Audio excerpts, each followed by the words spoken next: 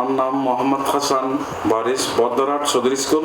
আমি সব বাজারের মধ্যে গেলাম, তোর মোটর সাইকেল উঠে আর এক বন্ধু লক্ষ্যের আমার মোটর সাইকেল দুজন আছে, আমি 2-3 জন পিছন তো আমি মোটর সাইকেল আমি মানি ব্যাগ পরিয়ে হন যদি ব্যক্তি বা মানুষের হন আইডি কার্ড আর হেলথ কার্ড, কাতার ড্রাইভিং লাইসেন্স, তারপরে একটা ইন্স্যুরেন্স কার্ড টেয়া যেগুলো আসিল না তো দরকার নাই, আটটা এমার্জেন্সি আর কার্ড টেনের ইনশাল আমি বিদেশত যেতে পারতাম না।